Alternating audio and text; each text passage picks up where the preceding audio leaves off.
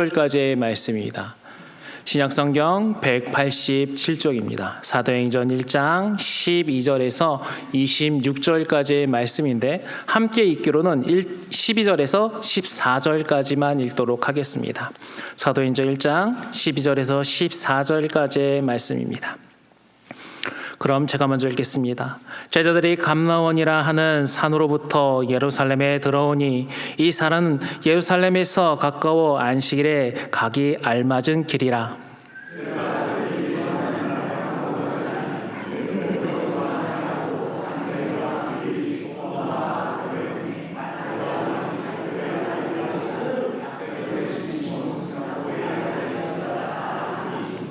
한 목소리 읽겠습니다. 여자들과 예수의 어머니 마리아와 예수의 아이들과 더불어 마음을 같이하여 오로지 기도에 힘쓰더라. 아멘. 할렐루야. 오늘 이 수요일 저녁도 주님 앞에 나오신 우리 성도님들에게 주님의 사랑과 은총이 함께하기를 축복합니다. 우리 좌우 옆 사람, 앞뒤 사람 서로 눈을 바라보면서 인사 한번 나누겠습니다. 주님의 이름으로 사랑하고 축복합니다. 방금 제 멘트가 뭐였죠? 주님의 이름으로 뭐 한다고요? 사랑해야 돼요. 근데 지금 보니까 제가 눈이 안 좋아서 그렇게 보이는지 모르겠지만 세상의 모든 질고를 지고 가시는 분이 계신 것 같아요. 자, 눈을 마주치면서 어떻게 해야 된다고요?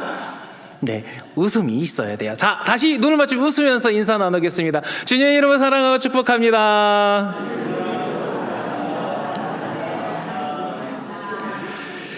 우리가 지난주에 사도행전 핵심의 주제에 대해서 함께 확인했는데요. 사도행전은 결국 성령님께서 교회를 통하여서 이루고자 하는 하나님의 역사, 그 역사를 말한다고 말했습니다. 그런데 하나님의 나라의 일은 그간 인간의 힘이나 능력으로 이루어진 것이 아니라 오직 성령의 능력으로만 가능한 일입니다. 그런데 놀라운 일들은 이 성령님께서 우리를 통해서 그 일, 곧 교회를 통해서 그 일들을 이뤄가고 계시다는 것이죠. 그리고 오늘은 이 말씀을 이어서 본문으로서 계속 이야기를 함께 살펴보고자 하는데요. 주님께서 지상 명령, 땅끝까지 이르되 복음이라는 이 명령을 하신 후에 이제 승천하십니다. 자, 그 승천하신 주님의 모습을 본 그 제자들이 무엇을 하고 있었나요? 오늘 본문의 말씀, 앞절의 말씀을 보면, 자, 9절에서 11절까지의 모습이니까 그들이 승천하신 그 예수님이 올라간 그 모습을 그대로 계속 바라보고 있습니다. 그때 흰 옷 입은 두 사람이 나타나서 그들에게 말하죠. 너희는 왜 계속 하늘을 쳐다보고 있냐? 그분은 올라가신 그 모습 그대로 다시 이 땅에 오실 것이다 라고 말합니다. 천사들을 통해서 주신 이 약속의 말씀, 재림 예수에 대한 그 약속의 말씀은 오늘날 우리에게도 주시는 말씀이기도 합니다. 그리고 이 말씀을 중심으로서 오늘 세 가지 주제로 이야기를 나누고자 하는데요. 그 첫 번째 주제가 무엇이냐면요, 바로 본 그대로 오신다는 것이에요. 천사들은 예수님의 그 제자들에게 약속을 하나 합니다. 그것은 바로 뭐예요? 바로 오늘 방금 말씀했던 그 주제가 핵심인 하늘로 가심 그대로 본 그대로 오신다는 것이죠. 이 말씀이 굉장히 중요한 이유는 무엇이냐면 예수님께서 승천하실 때의 그 모습을 우리가 정확히 알아야 재림할 때 그 예수님의 모습을 우리가 이해할 수 있기 때문입니다. 예수님은 부활하신 후 40일 동안 이 땅에 계셨습니다. 제자들에게 나타나시고 하나님의 나라에 대한 말씀을 전했지요. 그리고 그 부활하신 몸 그대로 승천하십니다. 따라서 가신 그 모습 그대로 이 땅에 오신다는 것이죠. 그런데 일부 이단들, 그러니까 자신들이 자칭 재림 예수라고 말하는 사람들을 우리가 정확히 알아야 됩니다. 왜냐하면 예수님은 방금 말한 대로 어떻게 오신다고 하셨어요? 올라가신 그대로 다시 오신다고 얘기했어요. 그래서 우리는 그 예수님의 모습에 대해서 알아야 돼요. 그리고 성경은 조금도 흔들림 없이 그 예수님이 어떠한 모습으로 올라가신지를 예고합니다. 누가복음 24장 36절에서 43절까지의 말씀을 보면 예수님께서 제자들에게 몸을 나타내실 때가 있어요. 그때 뭐라고 하시냐면 그들이 예수님이 죽으셨다가 부활해서 자신들 앞에 나타나니까 예수님을 영으로 생각해요. 그때 예수님이 뭐라고 말씀하시냐면요, 38절에 예수께서 이르시되 어찌하여 두려워하며 어찌하여 마음으로 의심하느냐라고 말씀해요. 그리고 39절에 내 손과 발을 보고 나인 줄 알라. 또 나를 만져보라. 영은 살과 뼈가 없으되 너희 보는 바와 같이 나는 뭐 한다고 하냐면 있다라고 얘기해요. 곧 지금 예수님은 뭐라는 거예요? 살과 뼈가 있는 육신을 가지고 계세요. 그리고 심지어 그들이 아직도 예수님에 대해서 잘 못 믿고 있어요. 이게 정말 생시야? 이게 아니야? 이거 내가 꿈을 꾸고 있나? 이런 제사들의 모습을 보고 예수님께서 무엇을 또 얘기하시냐면요, 41절에서 야 너에게 먹을 것이 있느냐 하니까 제자들이 여기 생선 조금 한 토막이 있습니다 하니까 예수님께서 그거 줘봐 해서 43절의 말씀을 보니까 그것을 드셨다라고 말씀해요. 곧 예수님은 뭐예요? 육신이 있으세요. 근데 많은 이단들은 무엇을 얘기하냐면요, 자신들의 예수의 영이 자신들에게 임했대요. 자, 예수님의 육신은 어떻다고요? 우리와 동일한 육신이 있으세요. 한번 영으로 그들에게 임했다는 말은 거짓말이에요. 곧 지금 이 땅에 재림 예수라고 말하는 사람들은 다 뭐예요? 거짓말쟁이에요. 성경 어디에도 예수님이 영으로서 어떤 사람에게 임한단 말 없어요. 어떻게 말해요? 성경은요, 올라가신 그대로 다시 오신다고 말씀하고 있습니다. 심지어 예수님의 그 부활체, 우리가 알고 있는 그 예수님의 부활체는요, 우리와는 분명히 다릅니다. 왜냐하면 문을 잠갔는데 어느 순간 그들과 함께 계세요. 그리고 심지어 엠마오로 가던 제자들 앞에서 나타나세요. 그 예수님께서는 그 부활체는요, 시공간을 초월하시는, 그 시공간의 제약을 받지 않는 분이라는 것이죠. 그래서 고린도 15장, 그 부활장이라는 이 부활체, 여기에서 부활체에 대해서 설명하는데요. 자, 15장 44절의 말씀에 보면 육체의 몸으로 신고 신령한 몸으로 다시 살아나느니 육의 몸이 있은즉 또 영의 몸도 있느니라 라고 분명하게 말씀해요. 또한 이어서 49절에 뭐라고 말씀하시면요, 우리가 흙에 속한 자의 형상을 입은 것 같이 또한 하늘에 속한 이의 형상을 입느니라 라고 분명하게 말씀합니다. 곧 신령한 몸, 영의 몸, 하늘에 속한 형상은 곧 부활체, 곧 예수님이 입으신 몸을 이야기하고 있는 것이, 한마디로 우리 부활체는요, 우리 역시 부활할 때 입을 몸이기도 해요. 그렇기 때문에 예수님께서 신령한 몸으로 승천하셨기 때문에 내려올 때도 그 부활체의 모습으로 이 땅에 오신다는 것이에요. 그러므로 지금 이 자리에 계신 모든 성도님들은 재림 예수가 있다, 또 예수님 제2의 예수다 하는 사람들은 다 뭐라고요? 구라쟁이. 한번 해볼까요? 뭐라고요? 혹시 여기 신천지 계신가요? 왜들 조용하시죠? 자, 재림 예수가 있다 하면 뭐라고요? 구라쟁이, 거짓말쟁이들이에요. 거짓말쟁이들. 성경 어디에도 재림 예수는 오직 한 분이심을 믿으시기 바랍니다. 그러므로 우리가 이것을 정확히 알아야 된다는 것이죠. 그리고 우리가 볼 때 또 무엇이냐면 천사들이 제자들에게 올라가신 그대로 오실 것이다 라고 얘기했어요. 자, 올라간 그대로 너희들이 본 대로 뭐 한다고요? 내려온다는 거예요. 그럼 몰래 갔어요? 예수님이 제자들 앞에 대놓고 올라가셨어요? 제가 되게 외국어를 했나요? 예수님이 사람들에게 보여주면서 올라가셨나요? 아니면 몰래 숨어서 올라가셨나요? 보여주셨잖아요. 그렇죠? 보여줬어요. 가시적이에요. 눈에 똑똑히 보여줬단 말이에요. 그러니까 예수님은 내려오실 때도 어떻게 한 거예요? 몰래 와요? 아니요. 보여주게 오세요. 심지어 이것은 성경에서도 말씀합니다. 우리 한번 읽어보도록 하겠습니다. 데살로니가전서 4장 16절에서 18절 말씀입니다. 함께 읽어보겠습니다. 시작.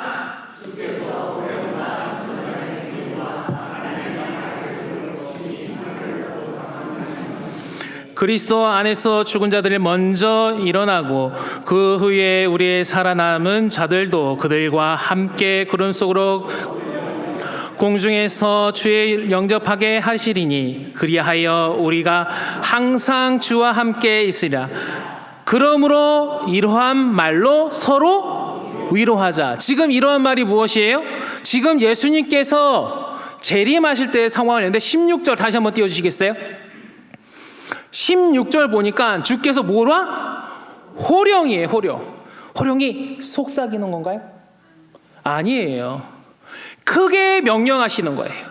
천사들의 소리와 나팔 소리, 곧 이것을 합치면 무엇이 되냐면 개선 장군들이 개선식을 한다고 생각하시면 돼요.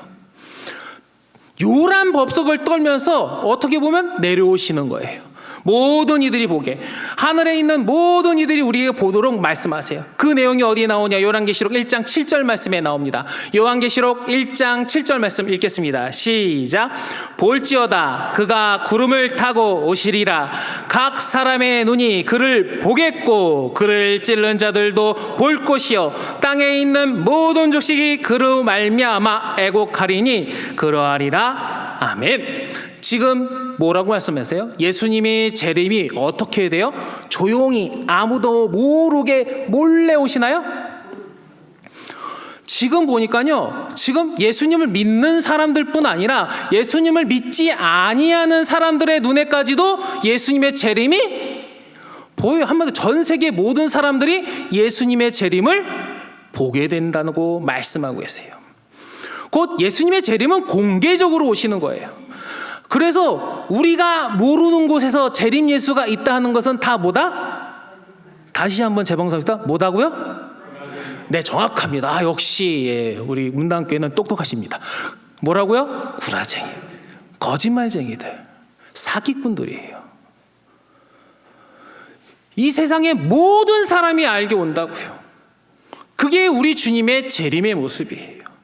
그러므로 이 자리에 계신 모든 성도님들은 세상 속에 있는 저 이단들, 거짓말쟁이에게 속지 아니하는 저와 여러분이 되기를 소망합니다. 그렇기 때문에 우리 믿음의 사람들은 이 재림 예수님에 대한 소망이 있어야 돼요. 왜냐하면 우리 성도님들 어린 시절 국민학교 나오시거나 아니면 공부를 할 때 기억하실 거예요. 숙제를 잘해간 사람들은 선생님이 두려울까요? 두렵지 않을까요? 예, 두렵지 않아요. 오히려 당당해요. 우리 장난만 해더라도 다 해놓으면 아빠 이거 보세요. 저 해놨어요. 이래요. 하지만 안 돼 있어요. 근데 아빠 퇴근이 빨라. 그러면 우리 아들 어떨까요? 네, 초조해져요. 뭐해진다고요? 초조해져요. 아빠의 오심이 기다려질까요? 두려워질까요? 두려워져요. 참고로 제가 이렇게 순둥순둥 생겼어도 집에서는 굉장히 엄하거든요. 그래서 제가 우리 아들 딱 째려보는 순간 우리 아들은 바짝 얼어요. 그렇기 때문에 숙제를 안 하면 바짝 긴장해요. 근데 이것을 우리의 신앙에 대입하는 순간 어떻게 될까요? 예수님의 재림을 기대하는 성도는 어떠한 성도일까요? 이걸 달리 말하면 나는 예수님의 재림을 기대하고 소망하는 성도인가? 아니면 예수님이 오신다 그러면 예수님 잠깐만요. 좀 이따 오세요. 예수님 잠깐만, 이제 우리 아들 취직해서 나 이제 조금 꿀 좀 빨아보려고 하는데 이제 나도 용돈을 주는 게 아니라 받아보려고 하는데 이제 오시면 어떡해요? 좀만 나도 좀 누려봅시다 라고 하시는지, 아니면 하나님 나 이제 이사해서 이제 집 조금 괜찮은 데로 이사했는데 이제 두 발 뻗고 좀 자보겠는데 오신다고요? 한 10년만 있다 오세요. 이러고 계신지는 않으신지 오늘 우리는 우리 자신을 돌아볼 수 있어야 돼요. 참된 성도는요, 주님이 오신다고 하면 뭐라고 말해야 되면, 계시록 22장 20절의 말씀을 봅니까? 아멘 주 예수여 오시옵소서. 아멘 주 예수여 뭐라고요? 오시옵소서. 오늘 이 자리에 계신 저와 여러분이 바로 그러한 고백을 하는 성도님이 되시기를 주님의 이름으로 축복합니다. 맞아요. 우린 이러한 신앙으로 살아야 돼요. 초대교회 성도들은 바로 이 신앙으로 살았어요.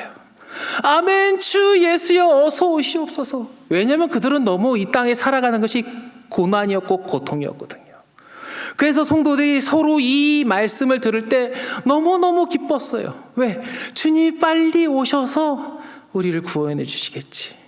나를 이 고난에서 건져 주시겠지. 근데 이 땅에 사는 게 좋은 사람들은 아멘 주 예수여 어서 오시옵소서가 아니라 주님 최대한 늦게 오세요. 어떻게 하시라고요? 주님 최대한 늦게 오세요. 이왕이면 내가 가기 직전에 오시던가 아니면 오지 마세요 라고 말해요. 왜? 이 땅의 삶이 너무 즐거워서요. 저와 여러분은 이 땅에 사는 것이 즐거움이 아니라 저 하늘나라의 소망을 두시고 저 하늘나라의 본향을 바라보시는 저와 여러분이 되기를 주님의 이름으로 축복합니다. 그리고 두 번째로는 우리는 기도에 힘쓰는 자가 되어야 됩니다. 사도행전 1장 12절에서 14절의 말씀을 보면 이제 주님께서 지상명령을 제자들이 받고 승천하신 예수님을 목격한 다음에 그들이 이제 그들의 처소로 돌아가서 한 일을 보여줍니다. 그들이 먼저 그들이 유하던 다락방으로 돌아가요. 그리고 모든 산들이 함께 더불어 14절의 후반절의 말씀으로 함께 마음을 같이하여 오로지 기도에 힘썼다고 얘기해요. 제자들이 한 일이 무엇이라고요? 마음을 뭐해서? 같이 해서 뭐에만 힘썼다고요? 기도에. 오늘 이 말씀이 우리 문당교회에 임하기를 축복합니다. 왜냐하면 여기 보면 마음을 뭐해서? 말씀 안 보이나요? 한번 볼까요? 14절이요. 네, 14절 후반절 말씀입니다. 마음을 같이하여 뭐했다고요? 오로지 뭐했다? 신썼다. 이게 우리 문당교회에 임하는 말씀이 되기를 주님의 이름으로 축복합니다. 오로지 마음을 같이하여 기도에 힘썼어요. 왜냐하면 제가 말씀드렸듯이 이 사도행전은 성령행전이자 교회행전이에요. 하나님께서 교회에게 원하시는 것이에요. 그리고 그 교회에게 원하신 것이 뭐예요? 마음을 같이하여 뭐했다? 기도에 오로지 힘쓰는 것.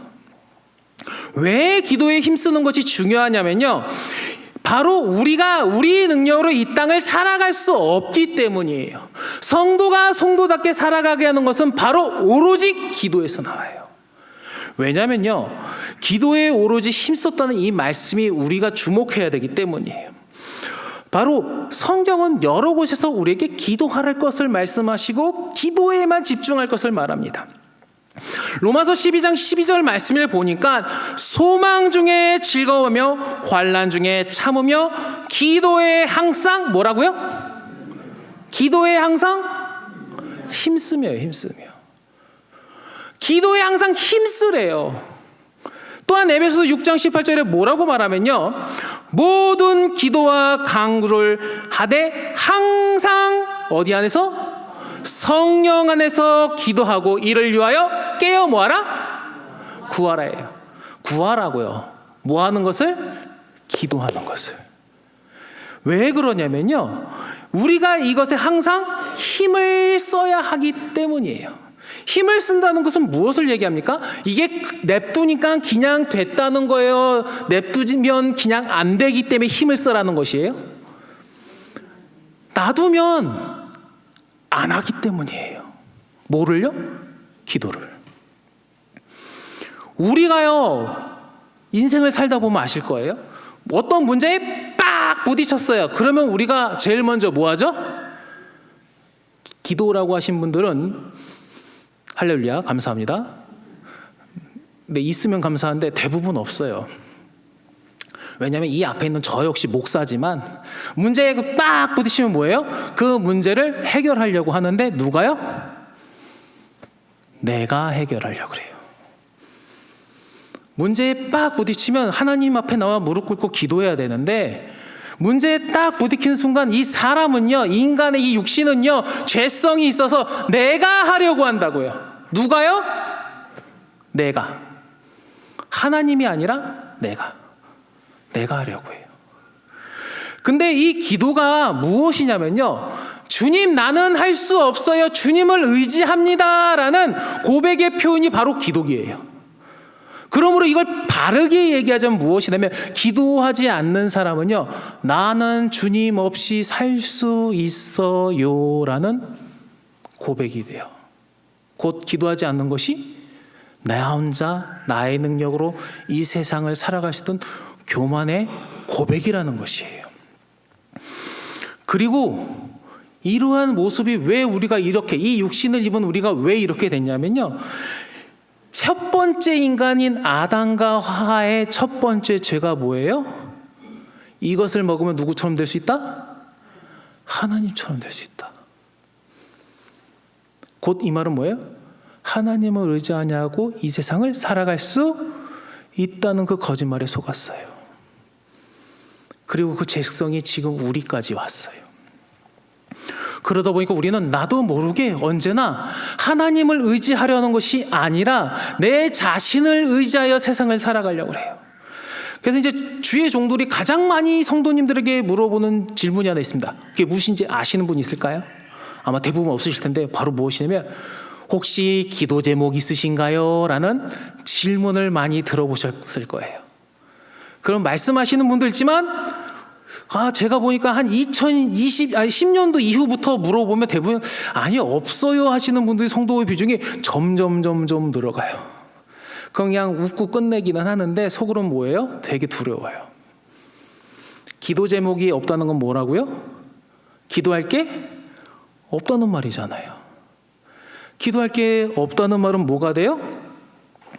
나는 하나님 도움 없이 이 세상을 살 수 있습니다 라는 고백이라고요.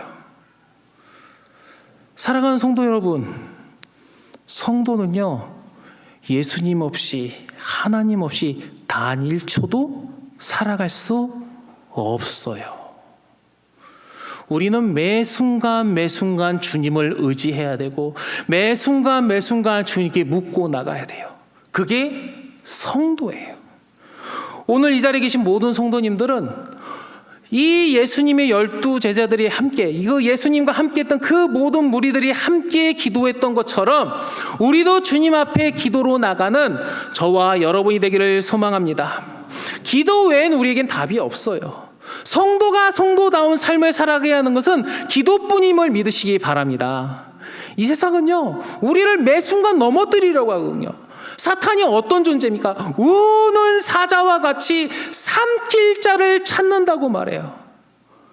이 말은 조그만 틈만 보이는 순간 덮쳐버리겠다는 얘기예요. 우리의 육신의 능력으로는요, 절대, 나의 신념으로는 절대 하나님 말씀대로 못 살아요.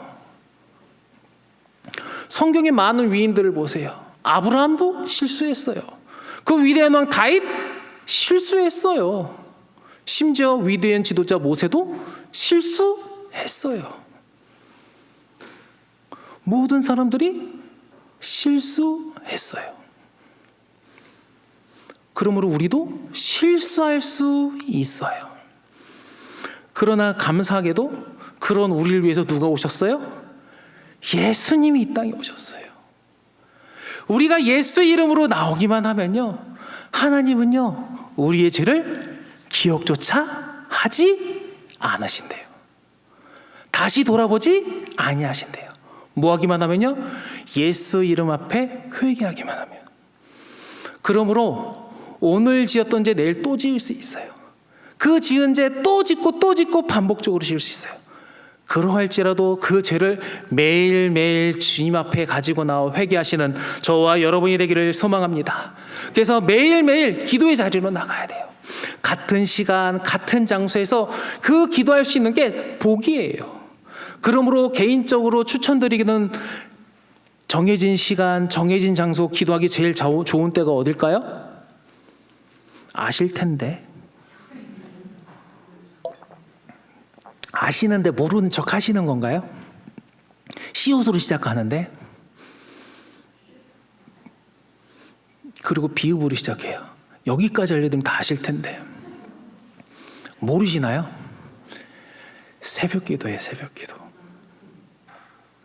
물론 우리 육신 때문에 깨우는 게 너무 힘들어요. 왜냐?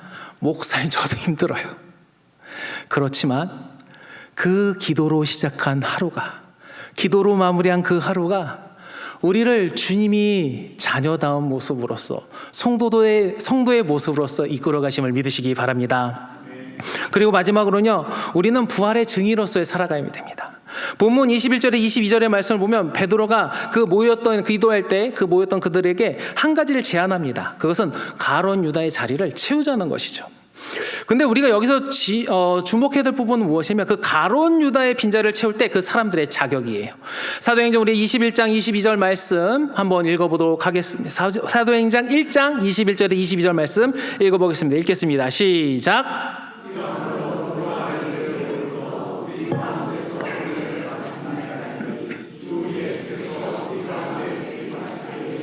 항상 우리와 함께 다니셨던 사람 중에 하나를 세워 우리와 더불어 예수께서 부활하심을 증언할 사람이 되게 하여야 하리라 하거늘.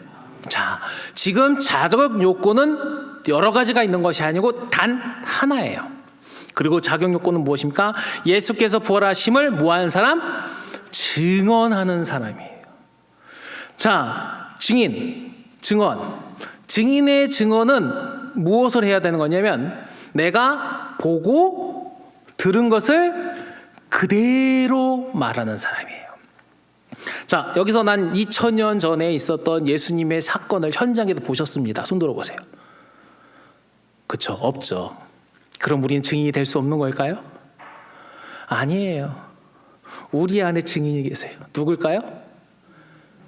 그 현장에 계셨던 성령 하나님이 내 안에 계세요. 내가 지금 복음의 증인이 된다는 것은 무엇이냐면 내가 내 안에 계신 성령님을 통해 그 예수님의 십자가의 보혈의 사건을 진심으로 믿는 사람이에요. 그 증인된 삶을 살아간다는 것은 내가 그 복음의 현장을 성령을 통해서 있었던 사람만 가능한 거예요. 곧 내가 말씀을 듣고 내가 말씀을 통해 예수님을 만난 사람만이 그 증인이 될 수가 있다는 것이죠. 그러므로 우리가 현장 속에 세상 속에 나가서 복음이 증인이 된다는 것은 내가 온전히 예수 안에 푹 담가져야 돼요. 곧 나는 죽고 예수로 충만할 때만 가능한 것이죠. 그래서 사도행전 2장 32절의 모습을 보니까 베드로가 어떻게 됩니까? 그가 첫 번째 설교라거든요, 여기서요. 근데 사람들이 그 모습을 보니까 뭐예요? 나는 그 예수님을 못 박았던 그 예루살렘의 사람들에게 무엇을 얘기하면 너희가 그 예수를 죽였어. 근데 하나님께서 그를 살리셨어. 이 이야기를 해요. 누구한테요? 예수님을 죽인 사람들한테요. 지금 예수님을 박해했던 그들에게 예수님의 복음을 전하는 거예요. 이거 보통 용기로는 안 되거든요. 이 말은 달리 말하면 뭐예요? 그들을 책망할 때 나 역시도 뭐 할 수 있는 거예요? 죽을 수 있어요. 예수님도 죽였는데 베드로도 못 죽이겠어요? 근데 그들 앞에 이 베드로는 뭐예요? 당당히 복음을 전한단 말이에요.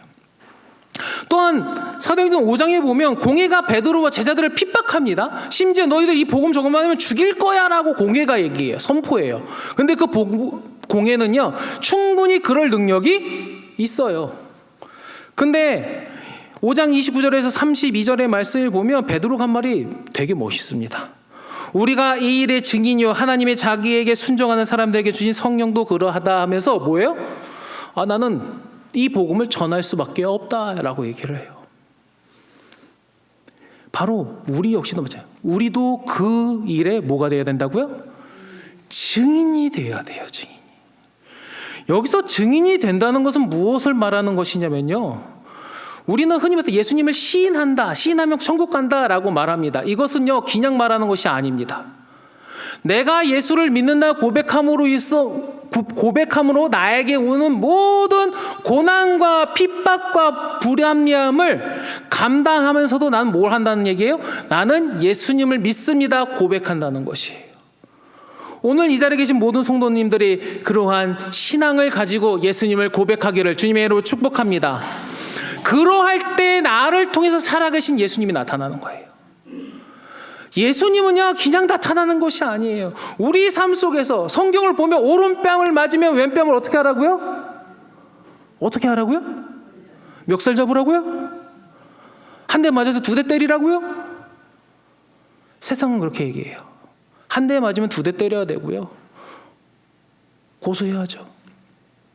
그러나 성경은 오른뺨 맞으면 왼뺨 돌려대고, 오리 가자 그러면 심리 가지고, 겉옷을 벗어달라면 속옷까지 벗어주는 것이 우리 믿음의 사람이라고 얘기해요. 그래서 예전에 우리 기독교를 세상은 뭐라고 불렀어요? 사랑의 종교라고 불렀어요. 사랑의 종교. 근데 어느 날부턴가 기독교를 사랑의 종교라고 부르지 않아요. 교회 안에, 내 안에 누가 안 계세요? 성령님이 주관하지 못하니까 그래요. 오늘 이 자리에 계신 모든 성도님들은 증인된 삶을 살아가는 저와 여러분이 되기를 소망합니다. 오늘 본문의 말씀을 통해서 우리에게는 큰 3가지의 메시지를 주셨습니다. 첫 번째는 예수님은 부활하신 몸은 공개적으로, 가시적으로 오신다는 거예요. 그리고 지금 자신이 재림 예수라고 말하는 모든 이들은 사기꾼이라고 말했어요. 그리고 우리는 그 예수님의 재림을 기다리며 아멘 주 예수여 오시옵소서 하는 신앙을 가지고 살아가는 우리가 되어야 된다고 말했고, 두 번째로는 제자들의 첫 번째 행위가 뭐였다고요? 오로지 기도에 힘썼다고요. 오로지. 우리 믿음의 사람이 성도답게, 하나님의 백성답게 살아가는 방법은 단 하나, 기도뿐이에요. 그러므로 이 자리에 계신 모든 성도님들, 기도에 오로지 힘쓰는 저와 여러분이 되기를 주님의 이름으로 축복합니다. 그리고 우리 마지막으로 증인된 삶을 살아야 합니다. 증인은요, 우리의 모습으로 나타내는 거예요. 우리의 삶을 통해서 나타나는 거예요. 그리고 그 삶의 시작은요, 내 안에 누가 충만할 때 예수가 충만해요. 예수가 충만한 사람은요, 그 사람을 통해서 뭐가 나타나요? 예수님의 사랑이 나타나요. 저와 여러분이 예수로 충만하여, 그 예수로 충만하여 그 예수님의 사랑이 우리를 통해서 우리 주변에 흘러가기를 주님의 이름으로 축복합니다. 그러할 때 우리는 예수님의 참된 제자의 삶을 살아갈 수가 있는 것입니다. 어떻게 보면요, 그것은 손해만 보는 길 같아요. 우리가 흔히 말하는 손해만 보는 길이에요. 그러나 세상에선 손해라고 말할지 몰라도, 세상은 바보 같다고 말하고 칠 몰라도 하나님은 그 길을 가장 기뻐하시는 줄 믿으시기 바랍니다. 그러므로 손해일지언정 우리 주님이 그걸 다 보고 계시다는 걸 믿지 마세요. 지금 우리가 창세기 말씀을 보는데 지금 야곱에 대해서 말씀을 나누고 있어요. 라반에게 야곱 많이 사기당하잖아요. 그러나 하나님이요, 그거를 끝까지 보고 계세요. 그리고 하나님께서 채우세요. 오늘 이 자리에 계신 모든 성도님들이 그 야곱이 누렸던 복을 저와 여러분도 누려가기를 소망합니다. 이제 말씀을 마무리하겠습니다. 주님은 우리에게 이 땅에서 증인의 삶을 살라고 말씀하셨습니다. 그리고 그 증인의 삶은 우리의 삶을 통해서 나타나는 거예요. 입으로만 말하는 예수님에 대한 고백이 아니라 우리의 삶 속에 예수님이 있어야지만 세상 사람들은 그때서야 우리를 통해 예수님을 보게 되는 것입니다. 저와 여러분이 머리로만, 입술로만 주님을 말하는 것이 아니라 우리의 삶을 통하여서 그 예수님의 사랑을, 그 예수님의 복음을 전하시기 바랍니다. 그리고 우리가 그렇게 살아갈 수 있게 하는 방법은 단 하나, 기도뿐이에요. 기도의 자리로 찾아오시는 저와 여러분이 되기를 소망합니다.